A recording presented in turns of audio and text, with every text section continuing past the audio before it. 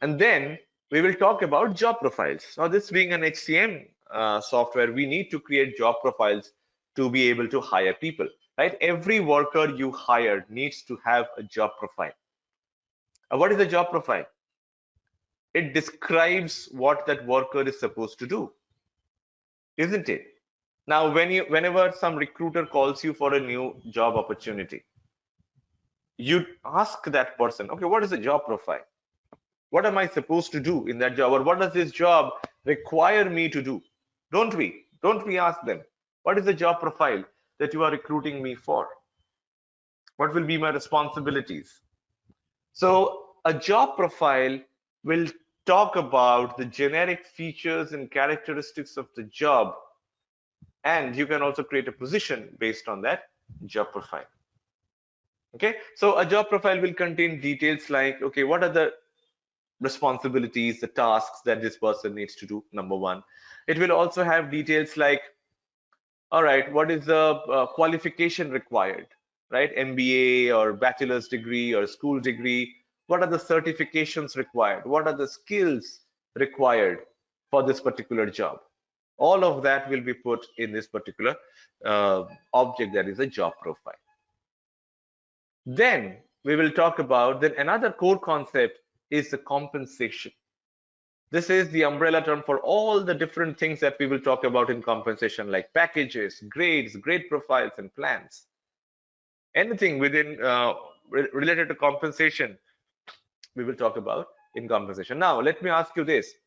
Is compensation given to employees only, or is it given to contingent workers as well?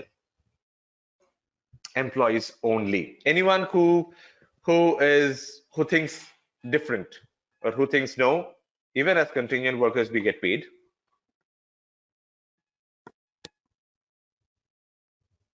How are contingent workers paid then?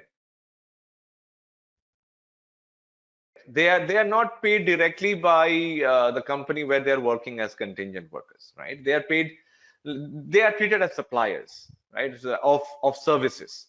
So somebody who like, they are typically employed by other organizations and they are sent as workers to this company.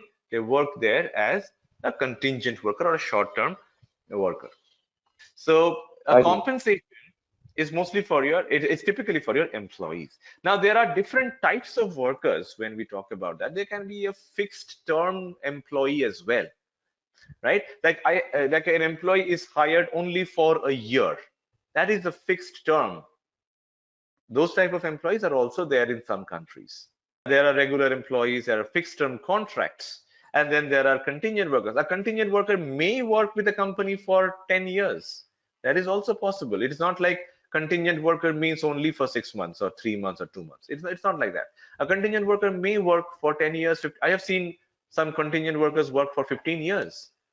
No issues, right? But so nowadays there is a lot of mix, and then there is a new type of worker called as gig workers. People who come in, do their work, and leave, right? Like maybe somebody who comes in to paint your office. They know that their only task is to come in, paint, and leave. They're a gig worker. Their only task is to do a gig. Like, the gig workers are typically associated, gigs are typically associated with the musicians, right? So you perform a gig, or they perform a gig. So what do? They bring in their musical instruments, set it up, play for the evening, and leave. Take their payments and leave, right? They're not an employee of that place where they are performing. So similarly for gig workers, so that is a new type of workers that are coming up. So they will come in, do their thing, and leave. So, but anyway, the compensation is something that is paid to employees only. It can be salary, it can be hourly wages, but compensation is only for your employees and not for contingent workers. Then another core concept is the security, right? We will talk about the security groups, the group of users who need to have the same access. Like, all managers need to have a similar kind of access, right? All HR administrators need to have a similar kind of access. All HR partners or benefits partners, payroll administrators. They need to have a similar kind of access, right? So we will see how Workday's security system works, how we will group the users into security groups, and how we will assign them some permissions. Okay, so security is also a core concept of Workday HCM. And the last core concept is business process.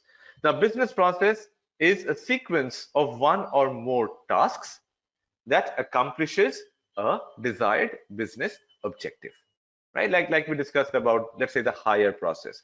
There will be a sequence of tasks that needs to happen before you hire a worker, right? So then, I mean, and all of these tasks will not be performed by the same person or the same group of person. It will be done by different groups of persons.